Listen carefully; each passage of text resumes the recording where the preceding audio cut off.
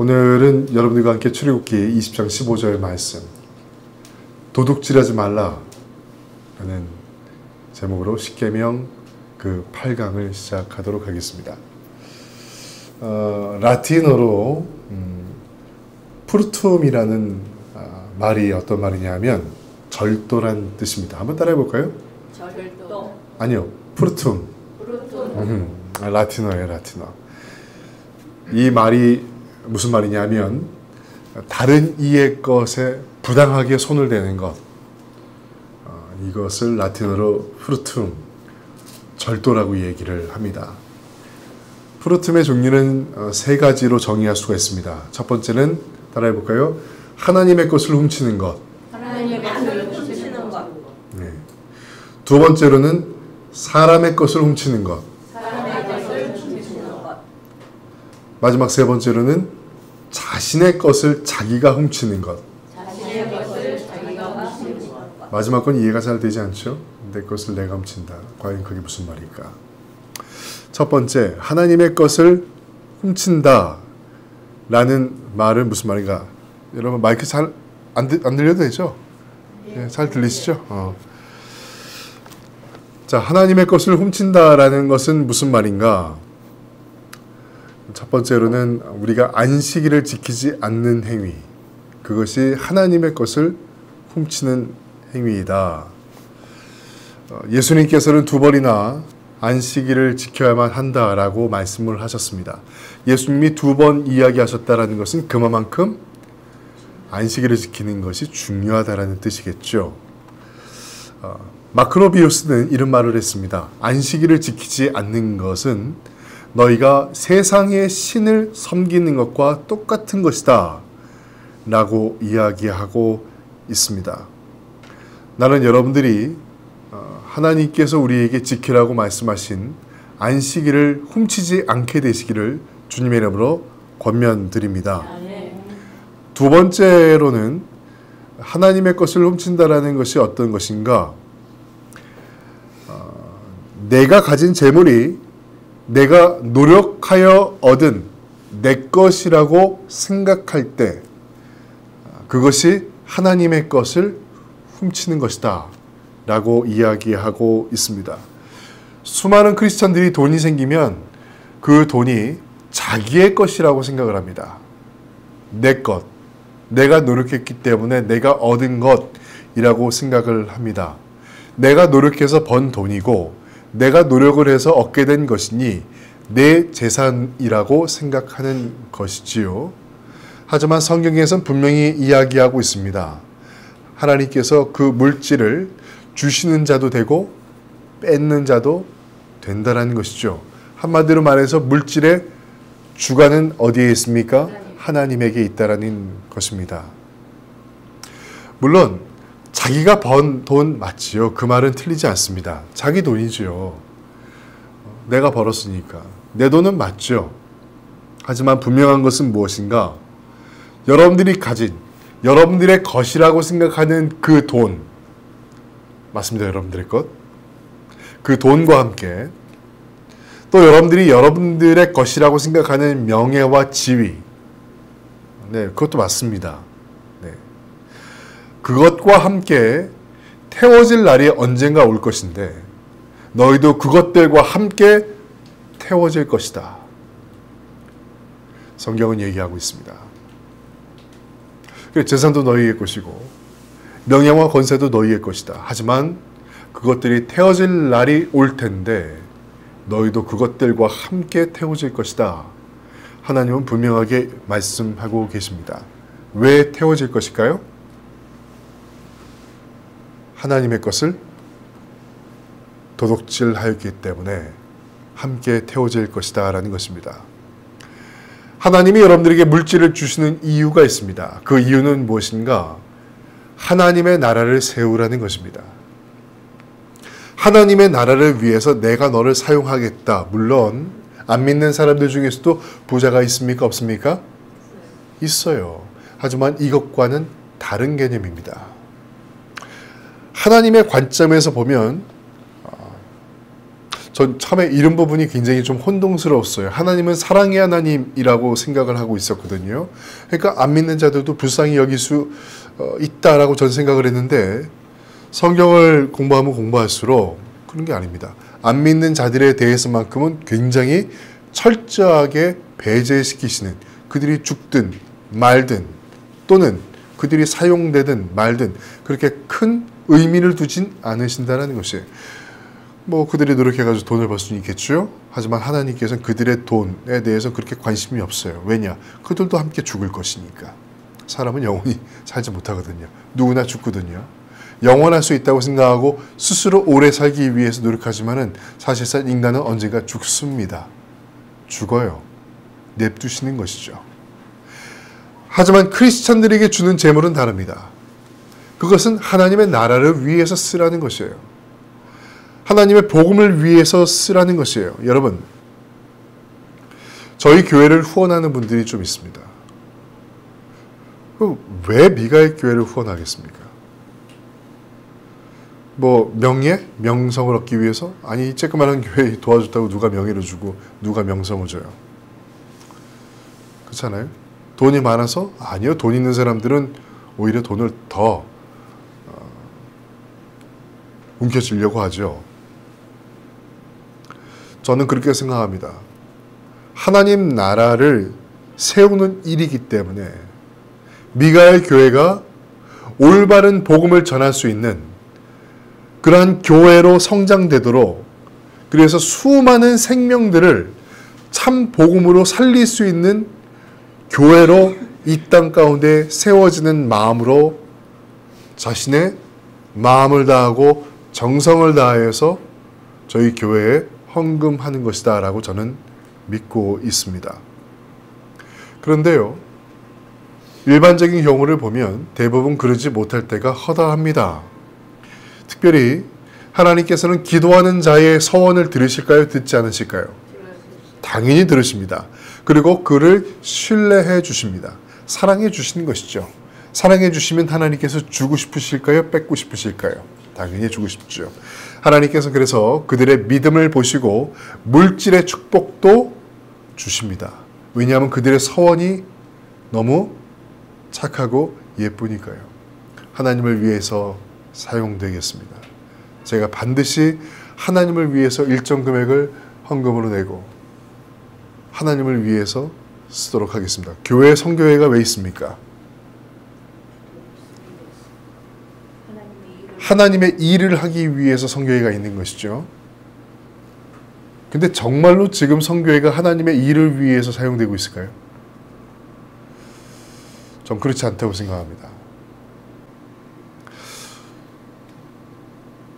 서원한 바가 있죠. 어찌됐든 하나님이 좀 벗어나긴 했는데 어찌됐든 간에 하나님께서 그의 서원을 들으십니다. 왜냐하면 너무 기특하거든요. 하나님을 위해서 사용하겠다. 그래 내가 성교회 세우겠다. 그래가지고 성교를 위해서 쓰겠습니다. 교회도 마찬가지죠. 내가 성교회 세워서 하나님 내가 정말로 하나님 위해서 성교회 쓰겠습니다. 처음에 취지는 똑같겠죠. 취지는 다 순수했겠죠. 이렇게 베데스다 대학도 저는 처음 취지는 아주 순수했다라고 생각을 합니다. 그렇게 믿고 싶어요, 제발. 네, 그렇게 믿고 싶어요. 그렇게 순수했다라고 생각을 합니다. 그런데 어느 순간 물질의 축복을 받게 됐을 때, 과도한 축복을 받게 됐을 때 제일 먼저 하나님께 서원했던 첫사랑이 사라지게 됩니다. 그리고 그 물질은 누구의 것? 내 것이 돼버려요.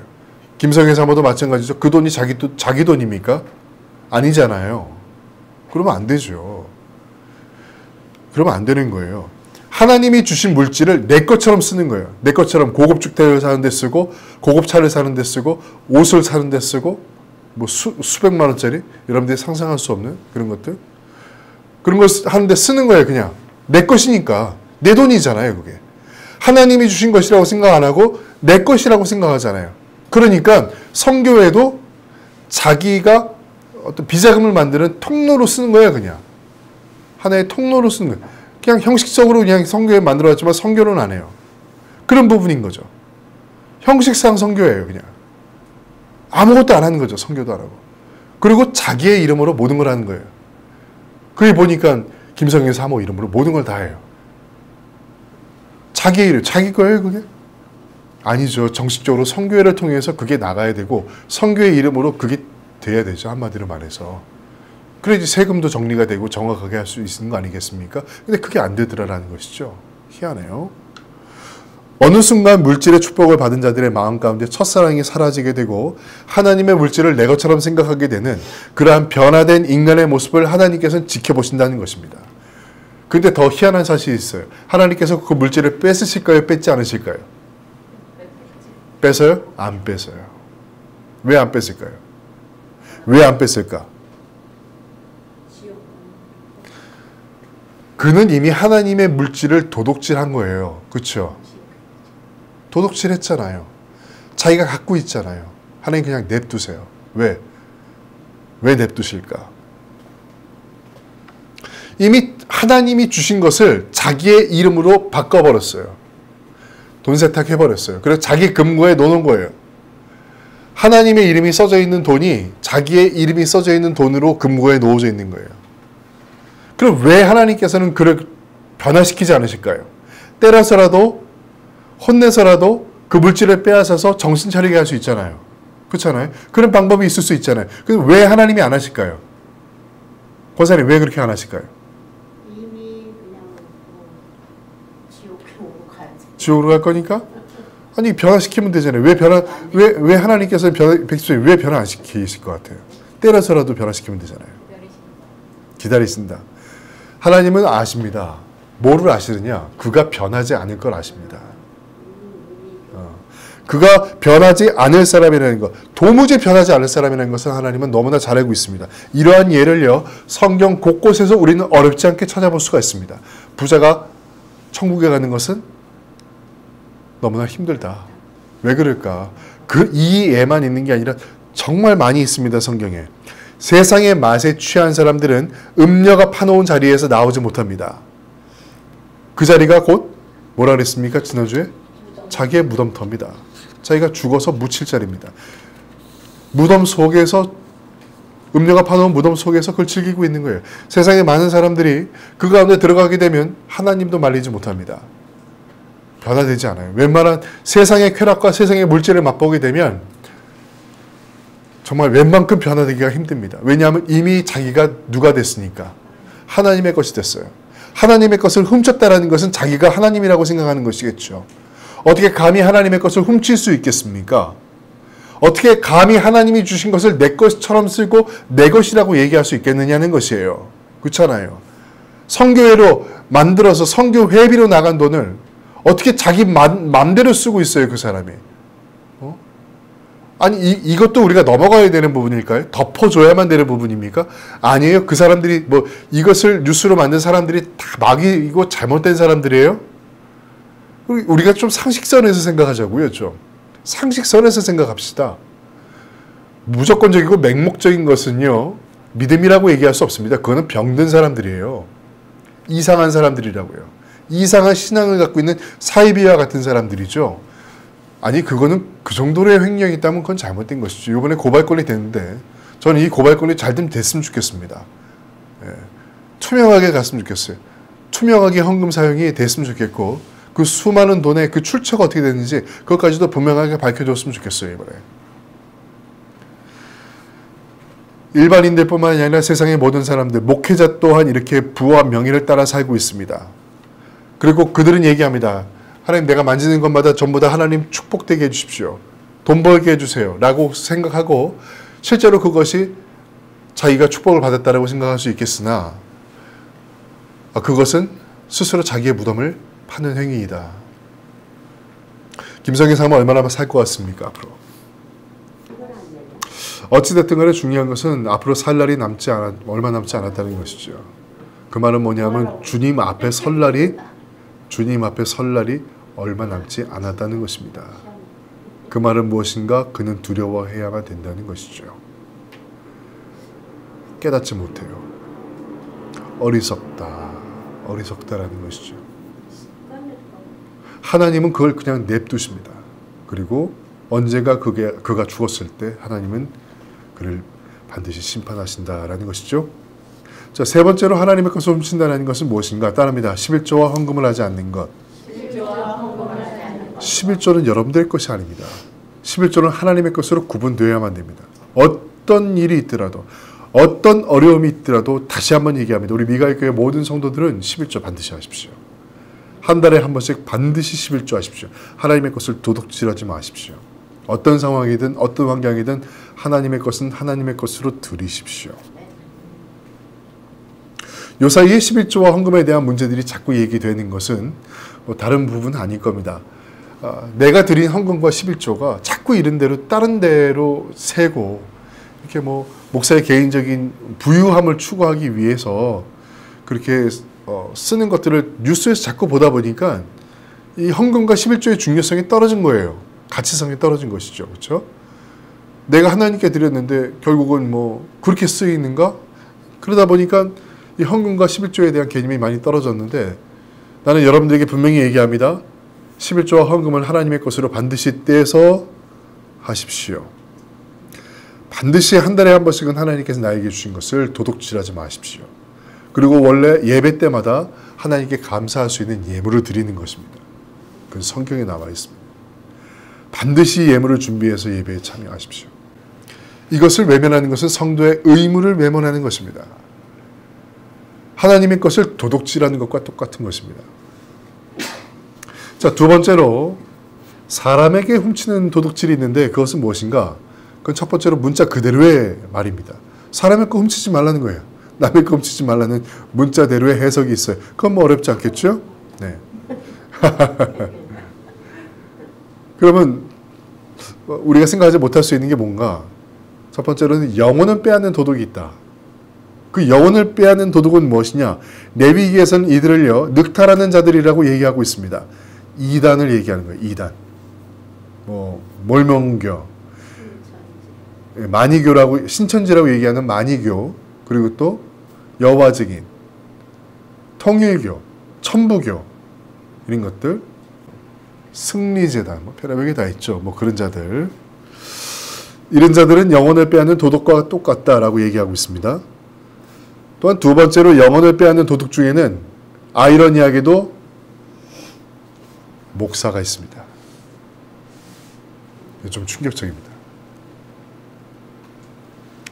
토마스 왓슨이 한 얘기를 그대로 제가 옮겨드리겠습니다. 이런 얘기를 했습니다. 성직을 받았으면서 목사죠. 사람들에게 좀처럼 자신이 준비한 설교를 하지 않는 교회의 도적이 있다. 그들은 성직 겸직자들, 지금의 목사이다. 그들은 황금의 양털을 얻었지만 양떼를 줄이게 하는 자들이다. 뭔 말인지 아시겠어요? 자기 힘으로 설교를 준비하지 않는 사람들이 그때도 있었어요. 네. 참 놀랍죠? 지금도 제가 볼 때는 대형교회 목사들 자기 설교 자기가 준비하는 사람들 많지 않습니다. 뭐 최생규 목사도 마찬가지고요. 그 설교를 준비하는 따로 하는 그 부서가 따로 있어요. 거기 부서에 들어갈 제 동기가 있거든요. 동기 목사가 있어요. 굉장히 유능한 목사인데. 거기서 최승규 목사 설교를 대신 써주는 일이었어요. 그런 것들이 대형교회에 많이 있어요. 웃음이 납니다. 좀 죄송합니다. 비웃고 싶습니다. 조금. 네. 설교를 준비한다는 건 굉장히 심각한 일이죠. 왜냐하면 하나님의 말씀을 다루는 일이에요. 하나님의 말씀을 다루는 일이기 때문에 이게 가벼운 일이 아니라는 것입니다. 그렇기 때문에 많이 공부를 해야 되고 기도를 통한 지혜를 얻어야만 하는 것이 설교입니다. 저는 개인적으로 일주일에 설교 2편 준비하는 것도 굉장히 힘듭니다. 정말 많이 책을 읽어야 되고 본문의 뜻에 집중하면서 기도로 준비해야 되기 때문에 굉장히 힘든 부분입니다. 무엇보다도 저는 시간이 부족해요. 제가 왜 이렇게 말씀에 민감하느냐? 제 말 한마디로 여러분들이 살 수도 있고 죽을 수도 있어요. 설교라는 것을 절대로 단순하지 않습니다. 하나님의 말씀, 그 말씀은 전하는 자가 신중함을 가지고 있어야만 됩니다. 그런 의미에서 긍정적인 설교라는 것은 여러분들에게 희망을 줄 수 있으나 생명을 줄 수는 없다는 것이에요. 긍정적인 생각이 성공의 계기가 될 수는 있지만 구원의 요소가 절대 될 수는 없다는 것입니다. 이런 설교를 하는 것이 여러분의 영혼을 도둑질하는 것과 같다는 것이에요. 자, 마지막 세 번째, 스스로 자기의 것을 훔치는 경우가 무엇인가? 첫 번째, 따라해볼까요? 인색함이다. 하나님의 것을 자기의 것으로 사용하는 것, 스스로가 사용하는 것은 자기 스스로가 스스로의 것을 훔치는 것과 똑같은 것입니다. 여러분 돕는 것, 어려운 자를 돕는 것을 주저하지 마십시오. 지난번 여러분들이 추수감사절날 낸 헌금을 그 김유곤 집사님께 전해드렸습니다. 그리고 어려운 크리스찬들에게 전해주세요라고 안 하고 그냥 어려운 분들에게 전해주십시오라고 얘기했습니다. 어려운 사람들을 돕는 것은 꼭 크리스찬들만 도와야 되는 것은 절대로 아니거든요. 어떤 사람들은 이렇게 생각할 수 있어요. 니코가 석자인데 교회에다 째만하면서 좀 모으지. 뭐 그걸 왜 남의 것을 돕고 있느냐 이렇게 얘기할 수 있어요. 근데 우리가 돕지 않으면요 하나님의 것을 훔치는 것과 똑같은 것이에요. 스스로 도둑질하는 것과 똑같은 것이에요. 그래서 돕는 거예요. 하나님의 것이기 때문에. 내 것으로 모아놓을 수 있는 것은 내 것이 되는 것이죠. 교회라는 것은 하나님의 그 복음과 하나님의 뜻을 위해서 쓸 수 있어야만 됩니다. 그것을 연습해야만 돼요. 두 번째, 따라합니다. 재산을 낭비하는 것. 이게 스스로 자기의 것을 훔치는 것입니다. 하나님이 주신 재물을 훔치는 것, 그냥 낭비하는 것, 이거 하나님이 주시는 것을 훔치는 것과 똑같은 것이다. 세 번째, 시간을 낭비하는 것. 이것은 하나님께서 여러분들에게 주신 소중한 시간, 생명의 소중한 시간을 훔치는 것과 똑같은 것입니다. 제가 일본에 가서 저희 어머니한테 들은 말씀이 있어요. 그건 뭐냐면 그러시더라고요. 박 목사, 나는 정말 최선을 다해 살았다. 나는 정말 최선을 다해서 살았다. 너도 그렇게 조이하고 이삭이 앞에서 얘기할 수 있는 부모가 되라. 그러시더라고요. 저 그 말이 너무 한편으로는 가슴이 아팠습니다. 나는 최선을 다해서 살았다 라고 얘기하시는 거예요. 할머니가.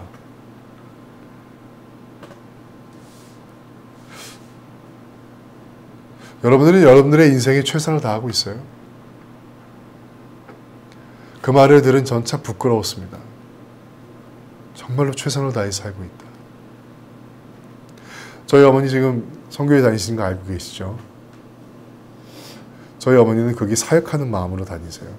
제가 가끔 어머니가 힘들어하면 그런 얘기해요. 좀 쉬면서 하세요. 나는 한 번도 내가 지금 하고 있는 일이 하나님의 사역, 하나님께서 나를 사용하시는, 나를 필요로 하시는 그 일이기에 나는 내 일에 최선을 다하지 않은 적이 없다. 그런 말씀을 저한테 해주셨어요. 정말로 최선을 다해서 살고 있는가? 시간을 아끼라는 것이죠. 저도 그 어머니의 말씀을 지키기 위해서 저도 저 자리에 앉으면 최선을 다해서 책을 보고 노력합니다. 제가 여기 앉아서 하는 일은 여기 몇 바퀴 도는 일, 운동한다고 여기를 한 5바퀴, 6바퀴 도는 게 그 일이고 화장실 가는 거 외에는 전 저 자리에서 벗어나지 않아요. 왜냐하면 부끄럽지 않은 아들이 되기 위해서. 말씀을 마무리하겠습니다. 성경 히브리서 13장 5절은 다음과 같이 말씀하고 있습니다. 돈이 여러분의 삶을 다스리지 않도록 하십시오. 가진 것에 만족하시길 바랍니다. 하나님께서는 내가 결코 너를 떠나지 않겠다. 내가 결코 너를 잊지 않겠다고 말씀하셨습니다. 이게 무슨 말이겠습니까? 내가 없다 해도 우리에게 구원이 있다라는 것만으로 감사하라는 것이죠. 여러분들이 예수님을 만난 것만으로도 여러분들은 세상에서 가장 존귀한 것을 가지고 있는 분들이십니다. 가장 큰 것을 가지고 있는 분이고 가장 높은 것을 가지고 있는 분입니다. 그러니 세상의 높은 것을 따라서 높은 것을 바라보면서 살지 말고 높으신 예수 그리스도가 내 안에 있다는 것을 감사할 수 있는 여러분들이 되시길 바라고, 세상의 물질에 너무 치우쳐서 살아가면 여러분들은 절대 거기서 빠져나오지 못합니다. 세상의 향락과 세상의 좋은 것에 빠져들다 보면 여러분들이 빠져나오기가 힘들어요. 그냥 예수님 한 분의 존재만으로도, 그 존재만으로도 여러분들은 이미 큰 사람이고 이미 부유한 사람이 됨을 잊지 말게 되시기를 주님의 이름으로 권면드립니다.